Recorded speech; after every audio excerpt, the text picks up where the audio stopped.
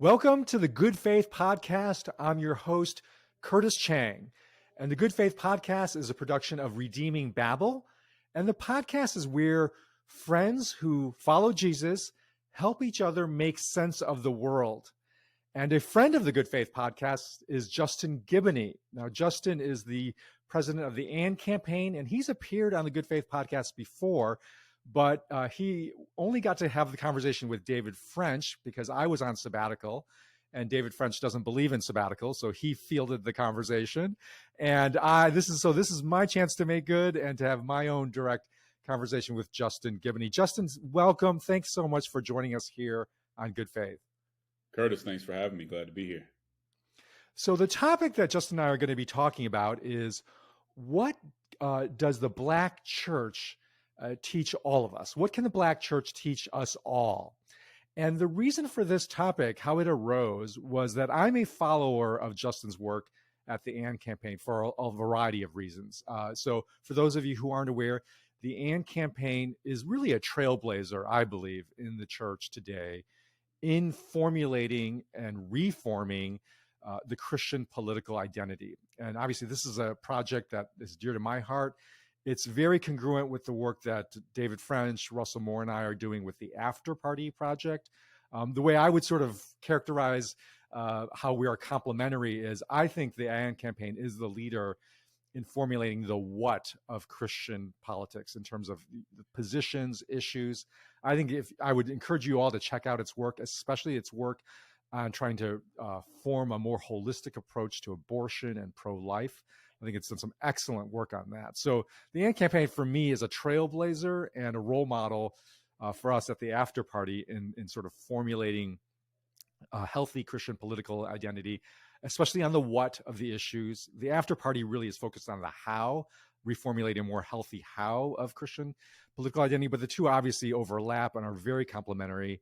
And we're looking forward to learning from, continuing to learn from, and work together with the AND campaign. So anyways, I'm following the AND campaign, and I discovered recently they just released a new DocuSeries called How I Got Over. And it's focused specifically on the Black church, the history of the Black church. So I watched the first episode, and then I realized, oh, this is certainly specifically about the Black church and for people interested in the history of the Black church. But it actually has a great deal to teach us all. And that's really how I want to explore both the series and its implications for all of us. So Justin, welcome. And I want to begin by asking you the question, like, what is the core message of this series? What are you trying to get out there with this docuseries? Number one, that the Black church has a rich history. It's a history that embodies so much of the African-American experience in general. And so we want people to get a chance to see how a lot of schools came out of the Black church, the art that came out of the Black church, and so many other things. And then also, I think we want to make it very clear that a belief in the authority of Scripture was always at the core of the Black church. There's some, I would say, intellectually dishonest assertions going around that somehow orthodoxy was whiteness or it only comes from kind of Western spaces. And that's just ahistorical. The Black church from the beginning, when it was the invisible institution, was an institution that the people had a devout belief, a devout faith in the promises and instructions that came out of the Bible. And so we wanted to make that clear. So tell me more about why that matters. I think maybe it's obvious, but I want you to articulate it. Like, why does correcting this misunderstanding that's emerging in some circles that wants to pigeonhole the Black church away from orthodoxy? Why does this correcting this misunderstanding matter for everyone? Well, certainly for Black Christians, but also for everyone else. Well, it's interesting. I mean, I think we have this moment, Curtis, where people are starting to question whether majority culture should be seen as the norm. And I don't think that's a bad thing. I think that needs to be revisited. And in some ways, that it's a negative thing that is always seen as the norm. And people who don't fit in that are somehow outside of the norm, even within Christianity. Right. Yeah. But as we have that important conversation, I think some people are manipulating that conversation and saying that certain things come from majority culture that don't actually come from majority culture. And sadly, a lot of younger Black, brown people of color may be kind of lured into creating an identity based off an ahistorical view of what it means to be outside of the majority culture. And so what we want to say is, sure, let's review this. Let's see what really should be part of the norm and not just should be culture, something coming from one culture. But let's not revise history and act like, a belief in the authority of Scripture is something other than, it couldn't come out of the Black church. I mean, if we see the Unspoken documentary from Jude 3, and I don't know if you've seen that or not, in Africa, centuries before, Christianity even gets to Western Europe, you see orthodoxy. You see some of the church fathers fighting for orthodoxy. And so we just want to make that clear that as people begin to ask themselves what their history says about them, we want them to have an accurate depiction of what that is, of what they came from, and how an orthodox faith is really what got African Americans through. Eugene Genovese, who was a atheist, kind of historian, said that he was kind of forced to say that it was a devout faith that got enslaved people through the situation they were in, that helped them survive that situation. And that's what we want to say. It was the devout faith. It wasn't, the historic Jesus, or it was a belief in what the Bible said and adhering to that got this group of people through very tough times. Yeah, and Justin, is this pressure to divide the Black church from its historical roots in orthodoxy, do you sense that that's primarily coming from the secular progressive sort of movement that wants to retell the narrative of the Black church so that it's actually just a story of progressivism? Is how much of that is really again, what we're seeing all over is secular, progressive, or conservative forces seeking to hijack the narrative of the church? Yeah, it's a secular elite narrative. It's primarily probably has roots in academia, and kind of slowly dripping down into other places. But yes, it's certainly a secular progressive way of thinking and revision. I mean, it's like I said before, it's intellectually dishonest in a lot of ways, and certainly deserves pushback. So it sounds like you're sensing in the Black church this narrative, and it would be true that this is really among especially the younger generation, that in their sort of understandable desire to be part of the progressive movement for racial justice, they're also buying in this re-narration of the Black church as actually where its Orthodox tradition is kind of counter to the progressive tradition. Is that right? Yeah, I think you see this false dichotomy being pushed where you have orthodoxy or true belief on one side, and you have social action on the other. Yeah. And when you look at the civil rights movement, when you look at the people that were the core of the civil rights movement, those things were never separate. Those things went together. That's one of the reasons that you can face dogs, fire hoses, and all the things that they went through, not hate the person doing it to you, and still be tenacious in your advocacy for justice. This was a product of a true faith and orthodox faith in Scripture, point blank. So here's where, Justin, I feel like your DocuSeries is such an important contribution, not just to the understanding of the Black church, but actually for Christians, especially evangelicals, including white evangelicals, in understanding their own tradition and their own true tradition. Because I think those same forces that you're trying to counter in terms of the Black church are also necessary to be countered in the Christian tradition generally, especially the evangelical tradition, where the progressive or conservative secular forces are seeking to hijack and re-narrate the Christian true tradition in their own image, in their own secular, progressive, or conservative image. And I've talked about this in the podcast before, in talking about what does it mean to be progressive or conservative, and how those labels are problematic. I mean, I think we have to use them, but they're deeply problematic as all-encompassing labels for Christians to adopt. And I used this analogy, Justin, that I said, the progressive or conservative labels, they're like underwear. And these labels are like underwear in that, just like underwear, what they reveal is suggestive. Right? So there's something suggestive that these labels do reveal, but what they hide is vital. Right? What they reveal is suggestive, what they hide is vital. And just like underwear, if those labels are all that you're wearing in public, you're going to confuse a lot of people. Yeah. Right? So I want to actually test this analogy with you, Justin, and see if this analogy captures something of your experience, because it certainly, I think, captures my experience. So let's start with this notion that the progressive conservative label does reveal some suggestive truths. Like, so for you, Justin, like what truths do those labels do accurately suggest partially? Yeah, I think it's good for a frame of reference, right? Not an identity, but for a broad frame of reference. And so when you talk about being progressive, there are things I can identify with there, which is we know that our world is broken, and I think that part of progressivism says we need to change and fix broken things. We need to advance from what's broken into something that is better. That's right. I think there's nothing wrong with that. The problem with, I think, progressivism is it says that we can improve and change everything. And that's not necessarily true. There are some things that are good, and the more that we change them, the more we tarnish them, right? So that's something to think about too.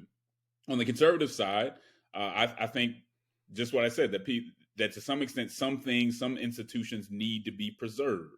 Yeah. But they don't need to be kind of changed to go along with our self-indulgences and all these other things, that they are needed and good in and of themselves. And that doesn't mean we can't improve them, but they do need to be preserved. And so in so much as both of them represent those two things, I can get that. But again, when it becomes a worldview, right, a substitute for theology, when it becomes something that's part of our identity, at that point, I think it's gone too far. All right, so that leads us to the second part of this analogy. What vital truths do these labels hide then for you? I think what's hidden, when we can start with conservatism. I think what's hidden there for me is that it's been used to support certain points of view. So if I'm in the majority, if I control things and it may not be just or may not be the way I want it to be, I can say, hey, no, I'm conservative. We don't need to change anything. Right. Let's just keep the things this is the way that it's meant to be.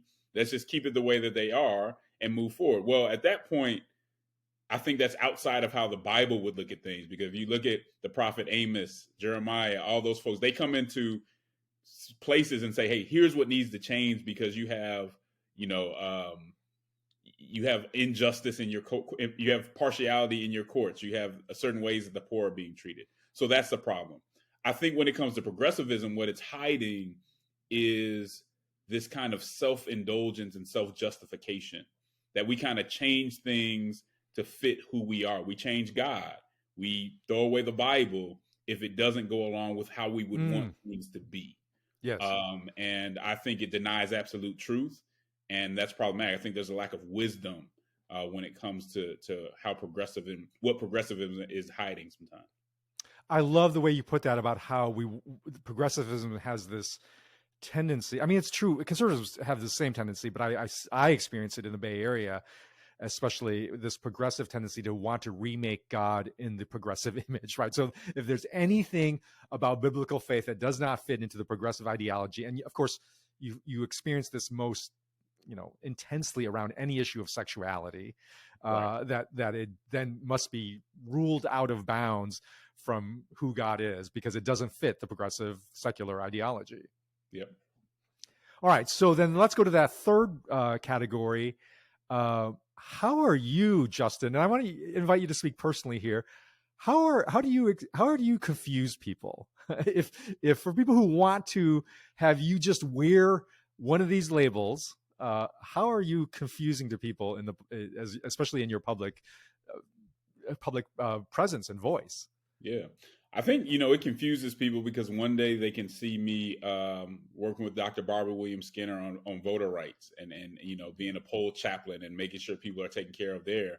Then, the next day they may see me advocating for religious freedom.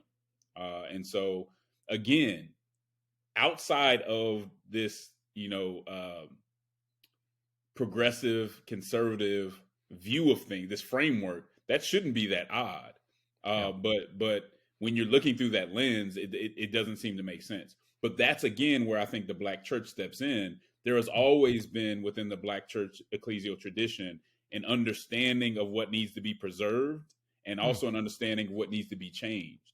And that's why I think we need to broaden what we see in this culture war and bring other traditions in that may be able to heal some of the polarization that we have, because those things shouldn't be in conflict, right? Voter rights and religious freedom, in a lot of ways, we're talking about agency, we're talking about dignity, and they kind of go together. But in the way that we frame things in our political landscape, we've divided them, separated them. That's beautifully stated. And I want to encourage folks to watch this docuseries, How I Got Over There, because it does present this model that I think is actually relevant for all traditions, and I think including the white evangelical tradition, of realizing that we cannot be captive to one of these labels, that we are going to confuse people if we and get confused ourselves if we wear these labels in public as the only political clothing that we're presenting to the world. And that the biblical tradition, as evidenced by how the Black church has lived it out, is invariably going to confuse people that want to fit us in one of these two labels or any of the world's labels, right? And so, how, maybe just tell us, like, when you were creating this docuseries, I sense clearly you're trying to especially reach Black Christians, especially perhaps that younger generation who may be tempted to drop orthodoxy in favor of progressive ideology. But in addition to that, how much were you creating this docuseries with this broader audience in mind? With this idea that our tradition has something to reform everyone's tradition in some of these dynamics. Yeah, I mean, I think it would fall short if it was just for African American, the African American church, the Black church. We see a need. I mean, this is church history, Curtis, right? It's always got to be bigger than the identity. And so, yes, while the groups that we talk to most directly are Black churches, we hope, and we have a reach outside of that, and we hope other people see it to bring out what is best in the church. Because we know that we all can learn something from each other, right? It's not that the Black church has been perfect and has all the answers. I think that its very unique public witness speaks into this moment right now, especially on socio-political issues in an important way. But we all have something to learn from each other. And so just like we all want to learn, we're all learning Black history during Black History Month, I hope that the church as a whole would view this and see it as something that we can all be, take pride in, learn from, and grow from. Well, actually, this docuseries is timed to release in conjunction with Black History Month, which is February. And I actually wanted to talk with you about this notion of our months, that our various communities have months to celebrate our history, because I feel a certain ambivalence about this. And I'm super curious whether you share this ambivalence. So, for instance, my community is the Asian American community, like our turn is in May. May is Asian American History Month, right? And I think for the most part, I'm really glad for this, but I feel this ambivalence, and it's this ambivalence and tension between being celebrated and the fear of being siloed, right? The tension being wanting to be celebrated, but also afraid of being siloed. And for me as an Asian American, the way this works out is that I believe deeply one cannot understand United States history without understanding Asian American history. And one example of this would be just how did the United States become truly the United States in a continental nation, right? And that only happened because of the Transcontinental Railroad. And the old Transcontinental Railroad only happened because of Asian American labor. I mean, just read David McCulloch's account of this in the history of the Transcontinental Railroad. It was clear this just would have never happened without Asian Americans sacrificing their ingenuity and their oppression was all part of the building of the United States, the Transcontinental Railroad. So I'm glad that come May, this history is going to be celebrated. I'm really glad about that.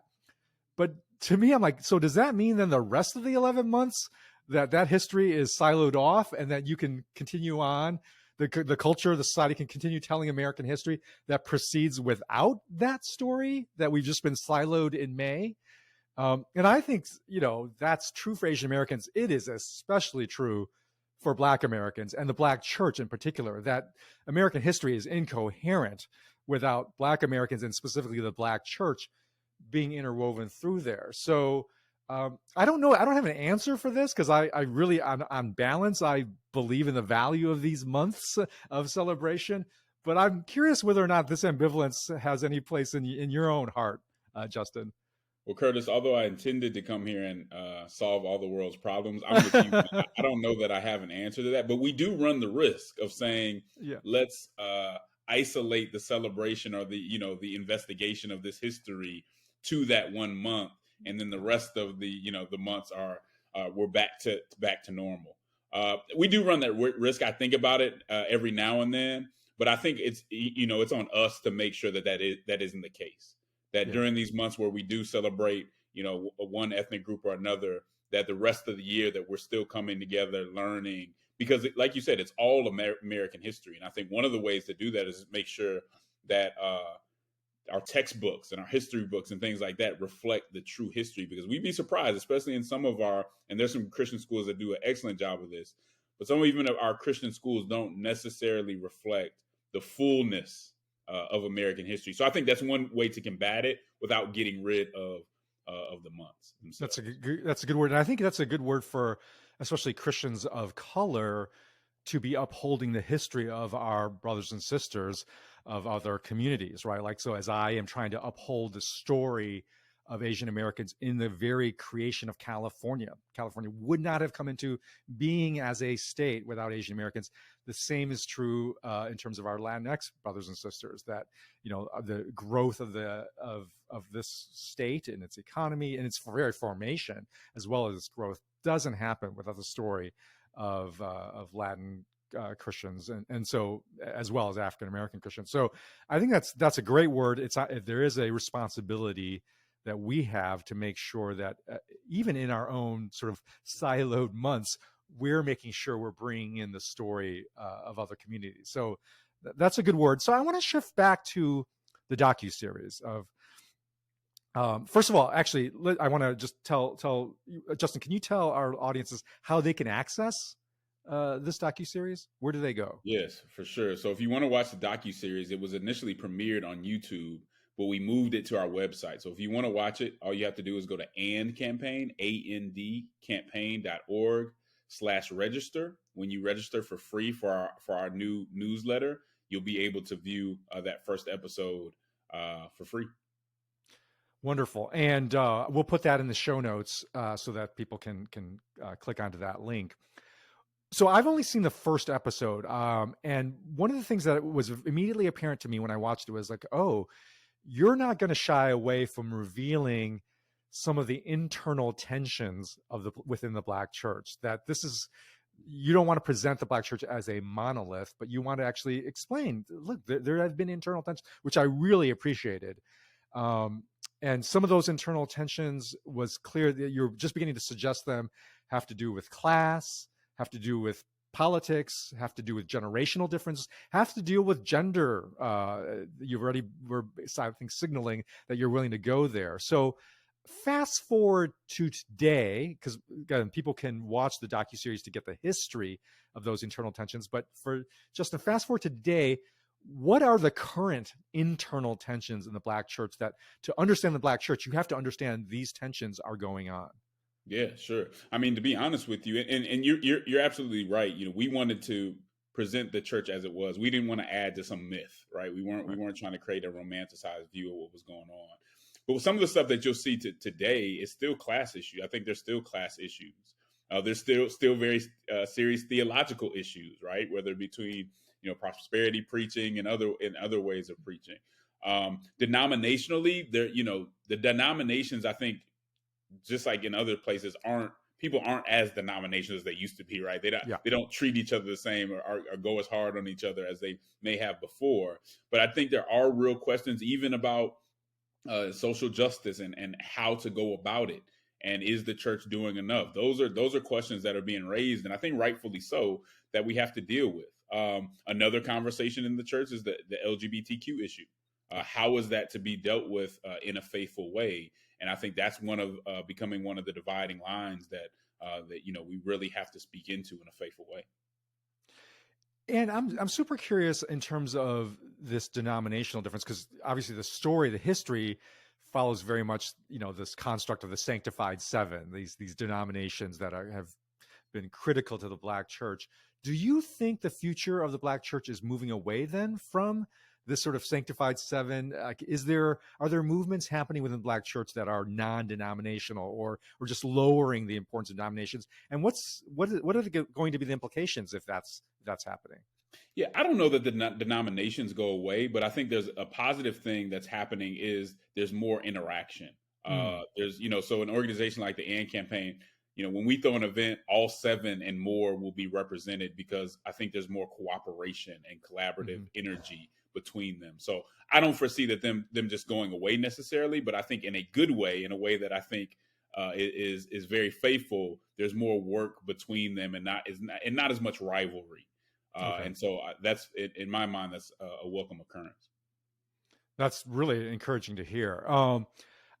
One of the tensions in the broader mainstream evangelical church, I think this is especially true in the white evangelical church, I'm seeing it in the Asian American evangelical church, is this trend, what has been called deconstruction, right? So people trying to deconstruct their Christian tradition, heritage, formation, and it's a necessary, important part, but also one that's fraught with some risks as well.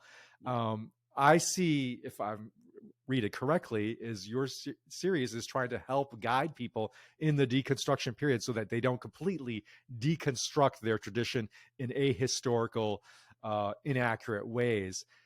Describe for me how is deconstruction is it even a term in the Black church today? I'm curious whether or not that's the term used, or is it described differently, and how is it being played out in the Black church today? I don't think most would use the term deconstruction. Okay. I think, sadly, I have a good number of friends, attorneys who I'm in a chat with that were raised in the church and just stopped going to the church. If I asked them why, I don't think they would call it deconstruction, but it comes from a similar place. And so what I try to tell people when it comes to deconstructing is be very careful, and you have to have discernment on what you are deconstructing. What should be deconstructed is bad tradition, right? I mean, if there are traditions that are not biblical, then they should be deconstructed. If there's behaviors that were, being accepted that shouldn't have been accepted, if people were being mistreated and it was let go, that does need to be addressed. So if you're addressing things that were unbiblical, that's fine. When you start to deconstruct the scripture to fit either, your lifestyle or whatever, I think that's when you run into trouble. What I tell a lot of people is the places where the American church did wrong, the things that we got wrong, we got them wrong not because we were following the Bible too closely. We got them wrong because we had strayed from the Bible. Right. So it wasn't orthodoxy that brought along slavery or Jim Crow. Yeah. It was a lack of adherence to the Bible. It was a lack of orthodoxy and a lack of orthopraxy that brought us to that point. And that's what I want people to get to see. So if we can see deconstruction in a way that does not tear down the authority of Scripture, then it's a positive thing. But what I'm seeing a lot today is, as we discussed earlier, this very hyper critical and hyper progressive view that if Scripture or the church doesn't fit me, and the way that I feel and the things that I've subjectively chosen to believe, then that's what has to be torn down. And I'm just going to tell you, when you do it that way, the only thing that's going to be left is you. That's and if you think you're good enough to be your own master, I disagree with you. But be aware of what you're going to end up with. It's not going to be the true faith. That's right. It's going to be simply the self that is ultimately resting on very fragile foundations.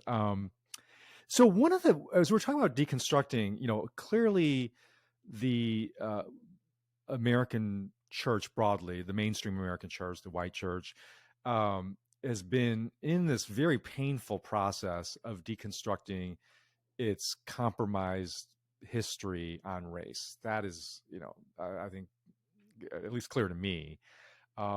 It remains to be seen whether it's going to deconstruct its very complicated and problematic history around with politics, and ways it has perhaps gotten captured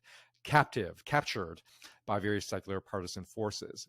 So another one that I think is going on is the history of the church in terms of how it relates to women and also how it holds internal power.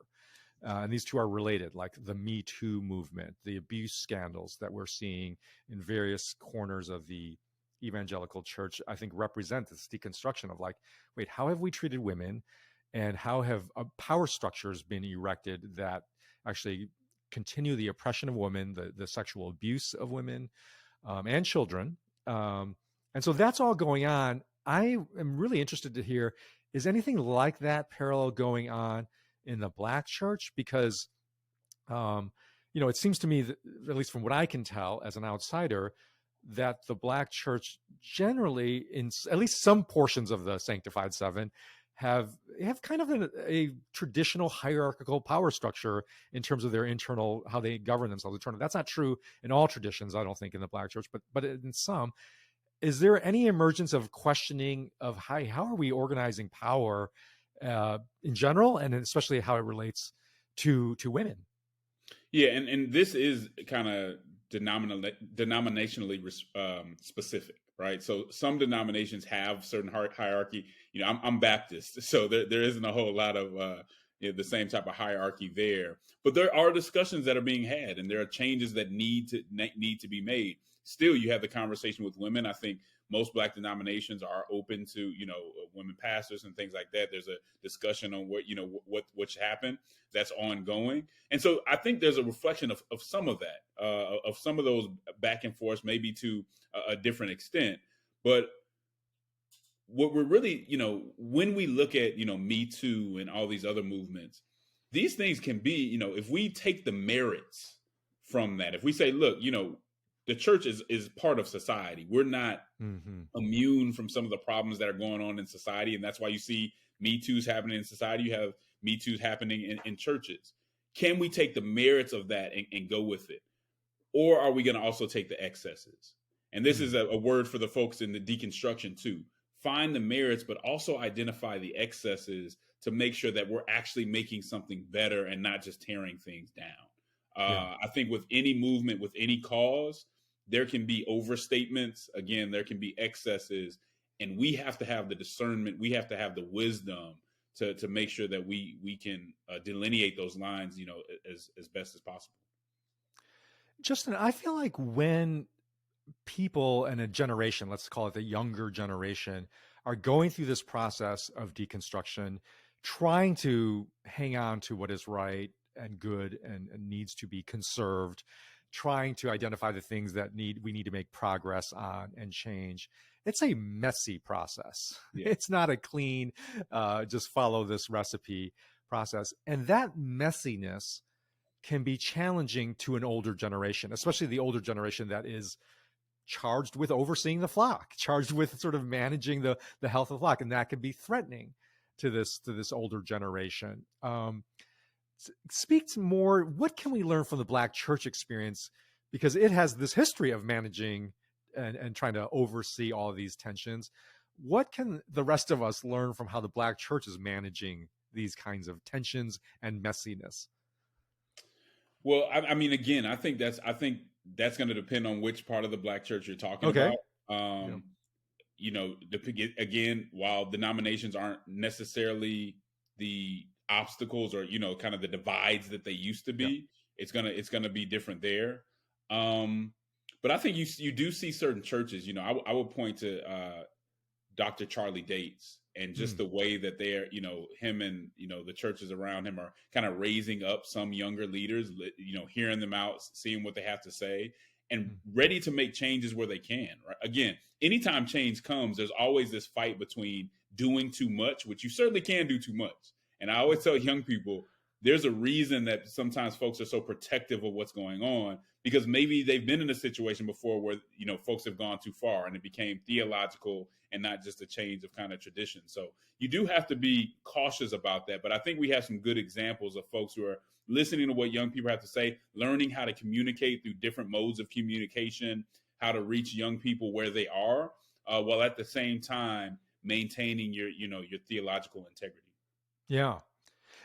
Just talk to me a little bit about how this has played out, especially in recent years since George Floyd, because that obviously represented a pivotal moment for society, I think for the church as well, and the rise of Black Lives Matter. Like, explain to our listeners, what's the relationship between the Black Lives Matter movement and the Black church?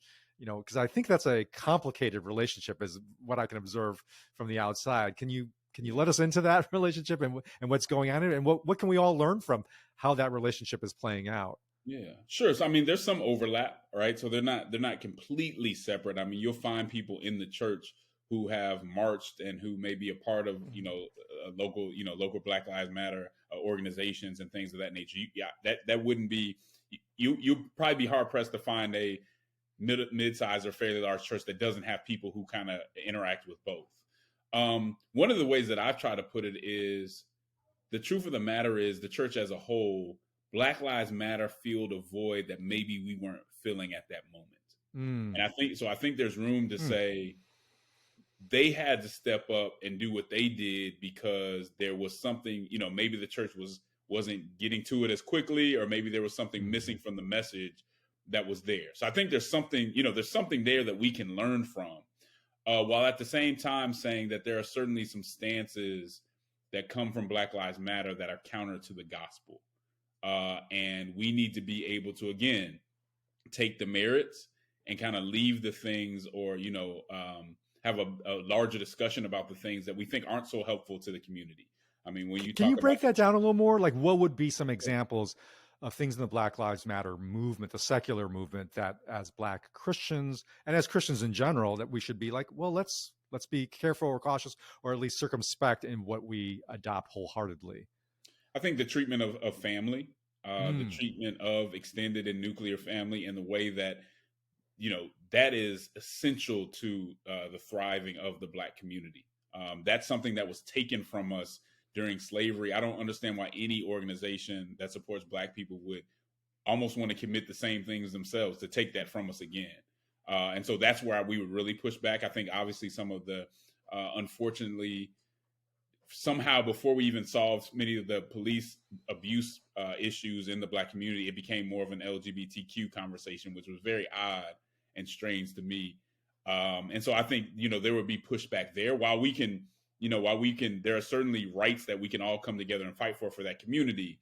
I do think it became something that wasn't necessarily serving or helping the Black community or the initial problem at hand. So those things I think the church will push back against, while at the same time saying that this isn't something we need to completely throw away. There was something that was being said. There was something that was done that was helpful for the community. And how do we double down on that, support folks on that, even if we have our differences? Got it. Justin, you're providing such helpful insights and perspective for all of us.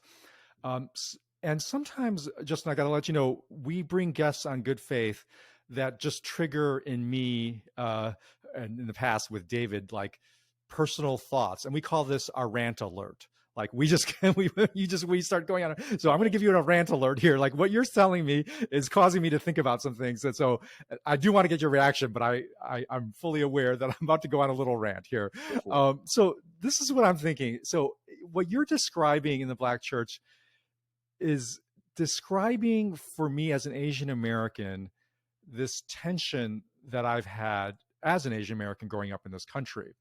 And the best way I can put this tension, it's the tension from that I feel like the larger society wants to either boil away my racial identity, so boil away my racial identity to make it almost go away, or to boil me down to my racial identity, to reduce everything to my racial identity. So this tension that I feel between the sort of the society wanting to boil away my racial identity or to boil me down to my racial identity, I'm I'm sensing kind of those same strains in a lot of the narrative that you're telling. And for me, the boiling away, it really occurred a lot in my youth growing up. So, Justin, what? So I grew up in a all white suburb of, mostly all white suburb of Chicago, heavily Jewish. All my friends were white Jews. What was your background? So I was born in Denver, Okay. Colorado, and so I was raised in a suburb called Aurora, which was I was Oh yeah. always around diverse, fairly diverse groups, and so I went Okay. to school. Sometimes I went to school, and that was one of four black people in the class, three black people in the class, but generally Denver had quite a bit of diversity where I was. Okay, so I didn't have that. So when race would come up as a youth, my friends, the most common response I got was, "Oh gosh, Curtis, when I see you, I don't see a Chinese person. I just see Curtis." And it was well intentioned. I think they there was well intentioned sentiment, but I always felt like, "Oh my gosh, you're like boiling away some part of who I am." Because when you say you don't see a Chinese person when you see Curtis, you're telling me that you don't want to see some very important parts of my identity, of the reality that as a 3-year-old, I immigrated to this country with parents and myself not knowing a word of English and having to navigate this new world and new language. And that's part of me. That's Curtis, or that I spend some of my most joyous moments with my family eating Chinese food and talking to each other in Chinglish. And that's me. Like, you can't really understand me if you don't see that. Or that growing up, I suffered the experience of other kids surrounding me and making like slanty eyes, the white kids making slanty eyes at me and saying ching chong, ching ching ching chong, things like that. That's all part of who I am growing up. And frankly, God has used all those experiences to shape who I am. And so when you say, I don't see a Chinese person when I see you, Curtis, I feel like you're just trying to boil away all these essential realities, both good and bad, that were used by God to form who I am. Um, so I'm curious, Justin, in your own experience, what's the version of that for yourself or for other Black Americans, this pressure to boil away our racial identity? Yeah, and I think what you're getting at is kind of, color blindness versus a kind of identity idolatry or a racial Mhm. essentialism, so Yeah. to speak. And so, being from diverse spaces meant that sometimes sometimes I would be mostly with my, with black friends and mostly with white friends. And I think the experience of people saying, "Hey, we don't see your race," is almost saying you fit in with us. Like Right. you're kind of one of us, aside from who you really are. You kind of fit in with us. And so while it may be well intended, it is at the end of the day somewhat of somewhat insulting, because they're saying there's more to me, and my goal isn't really just to fit in with you. Can we acknowledge our difference and appreciate each other within our difference?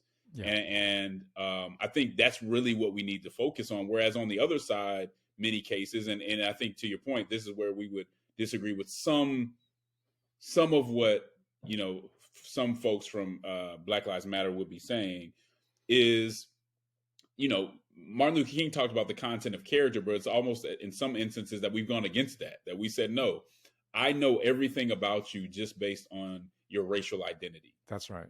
And that is so far from the truth. People are so the human condition. People are so much more than what comes to the eye and what their racial or ethnic identity might tell you. I mean, that really can put us in a bad place, just like colorblindness can, because when you try to say that you're colorblind and you don't see race, you're not going to consider some of the things that you should consider based on racial disparities, based on current, based on historic and current disparities that really do need to be addressed. Things that may offend someone, or things that may sound one way to one group and a different to another. If you say you're colorblind, then you don't pay attention or consider those things at all, and they need to be considered. So we do have to find a space where we can acknowledge difference, but not make difference the primary thing, right? Not make race, so not go into this kind of racial essentialism where we think we know everything about somebody and what they've been through just based on ontology, racial ontology. Well, that's exactly right. And that's, I experienced that. And what I call that the boiling down, right? So that's in contrast to the boiling away race, the boiling down to reducing reducing everything to race, or that racial essentialism. I love that term, Justin. And for me, actually, that happened in college, where I encountered this boiling down impulse. As a freshman at Harvard, I fell in with a group of Christians of color, most of them Black, led by, I think you probably know this guy, Eugene Rivers. Yeah. So Eugene was leading a study group, and I, as a freshman, fell in with this. And it was just the beginnings of what he called the Seymour Society, the William J. Seymour Society, which I was happy to see called out in your first episode, the story of William J. Seymour and the Azusa Street revival, which, by the way, for those of you, side note here, for those of you who are interested and fascinated with what's happening in Asbury and the revival that seems to be happening there, you should do a little dive in the history of Azusa's revival, because that tells you a little bit about the history, the context of revival in the country. And that's another good reason to watch How I Got Over, because that's in the first episode. Side note aside. So I'm with the William J. Seymour Society, this Eugene Rivers, this Black Pentecostal intellectual, and he is radicalizing all of us as we're going through this as freshmen. And that leads me to go down this path in progressive circles, both as a student activist on campus. I led a Minority Student Alliance movement for minority faculty hiring. And then intellectually, I got deep into sociology and political science with a racial lens to it. And so I got deeper and deeper into this movement. And then I started feeling like something's wrong, something's missing here, because it was very sophisticated, but underneath it all, Justin, was that racial essentialism, that everything could be deconstructed, and ultimately race and racism was at the bottom of everything. And I just felt like it's certainly there. It's important. It can't be boiled away, but something about everything about my experience being boiled down to it, it was like, well, most fundamentally, it did not have a place for my Christian identity, which was fundamental and more important than any of these, any of my racial or political identities. But other things, like the fact that I liked classics, that I enjoyed Augustine and Aquinas, and that couldn't be reduced, down to race, and the fact that I'm an Enneagram 3, that I'm someone who suffers from anxiety, and all these complex dimensions of who I am just could not be boiled down to race, and that God has formed me through all of these other complex realities. And so, Justin, I'm like curious, like, as you go out and you're like a public figure and you're very identified with on matters of race, how do you avoid getting boiled down to just race in terms of your public identity? Yeah, I mean, well, let me say this. I think Reverend Rivers would present himself as orthodox, and I think he would present it as. And in my conversations with him, he's covered other issues very well too. So I don't mean to. I'm telling simply the story of how I got down to that. I'm not identifying him with racial essentialism per se. No. I wanted to be clear, but I appreciate that. I mean, it's so important. And here's the thing. I don't think we have to create a false dichotomy either, right? Like, it's not me being a Christian or me being a Black man, right? I think the most important thing to me is making sure that people hear and see the gospel through me, right? Mm-hmm. That's generally going to come through my expression, which much of which comes from the Black church, right? And so that's going to be the expression that they see. But that shouldn't override the true message. And so I don't think we need to completely separate the two, because we were born into these contexts, and we speak and see the gospel through these contexts. But at the same time, another thing that I said is we can have this sort of identity idolatry, which would cause us to put that context ahead of the actual substance of the gospel. Yeah. And so I just always want people to say, well, okay, I'm going to see his context. It's not going to be able to completely separate him from the context. but is he making that bigger than the actual word? Yeah. And so my whole thing is to say, here's what we've gotten wrong. And so one of the things I think that comes with identity idolatry is never to admit that your culture has gotten certain things wrong, or that your culture may have some Right. pathology, right? Right. You know, one thing people try to say, I was at an event one time and it was an Asian and Black event. And I think we were rightfully pointing out how majority culture, we've been hurt by majority culture. But at some point, someone said, you know, because most of our interactions and how we've hurt each other are because of majority culture. And I said, no, we have agency, right? And so if I go over Yes. to Curtis and I steal something from him or I hit him, majority culture didn't make me do that. That may be convenient for me to say, right? Yeah. Yeah. I did that because I have agency. And if you rob us of agency, you really robbed us of dignity. And so that's the difference that I try to make, not to separate myself from my context, Yeah. but also to say the same principles that the gospel calls me to, they call you to.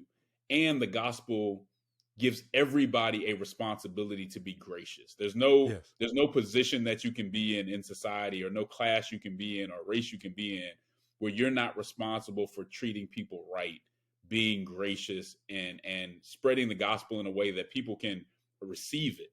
And I think if our identity, if we start to think our identity exempts us from some of that, or somebody else's identity means that they don't suffer somehow, then I think we do miss the gospel. And so that's how I try to make sure that the gospel is being heard, even within the context that I bring, you know, or the background that I bring to the conversation. Justin, I love the note you're striking about grace and the need for graciousness, because it strikes me that as we're narrating our own experience as people of color, it's really complex. Like, I'm on the one hand saying, hey, don't boil away my race. On the other hand, I'm saying, don't boil me down to race. And, you know, that's been a complex journey for myself. And that's my story. That's internal to my own experience. And how much harder it is for somebody outside of my experience who hasn't experienced all that to actually properly understand and grasp all of that complexity and nuance. This is where I just feel like, as people of color, we need to be able to extend some grace to white Christians for not getting all this complexity right. And because, you know, a lot of them most of them, I think, are well-intentioned. They're trying to, like, well, what's the right way I ought to think about this? And it's not easy. It can't be reduced to the melting pot of the old melting pot assimilationist story that they were, you know, generations before was taught was the right script. And it's not the racial essentialism script that kind of currently in their progressive secular sort of context is telling them is the right script. So it's really hard to get this right that honors the full complexity of the individual and individual communities. And it seems like there's some just grace that needs to be in place to allow people to figure this out, to muddle through, to make mistakes, to say the wrong things without getting canceled and without getting censored, right? Exactly. And we don't want to be Jonah when it came to Nineveh, right? I mean, we want to make sure that we're giving people, nobody's irredeemable. And I think one of the things that our ideological tribes try to teach us is that the other side is irredeemable. And when when you hold people to that kind of standard, they can't do anything right? You're looking for an opportunity to call them out for something that they did wrong. Now, that doesn't mean people don't ever need to be called out, but there has to be a certain level of grace that you want to see their redemption more than you want to see, you know, them be canceled or them be humiliated. And sometimes I think we get so deep into our identity and even the past that we want that humiliation more than we want that redemption. Yeah, well said. Well said. Justin, I want to, one of the things we've had is that I've said that we don't want to just boil everything down to race and practice that racial essentialism.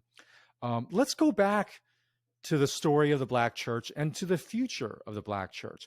Clearly, the Black church historically has been critical to the pursuit of racial justice and will be going forward.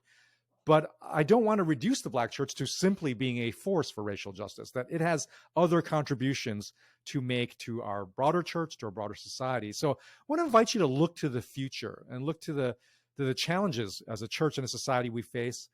What are ways that you envision or just you hope the Black church will contribute to the broader body of Christ's kind of response to these future challenges?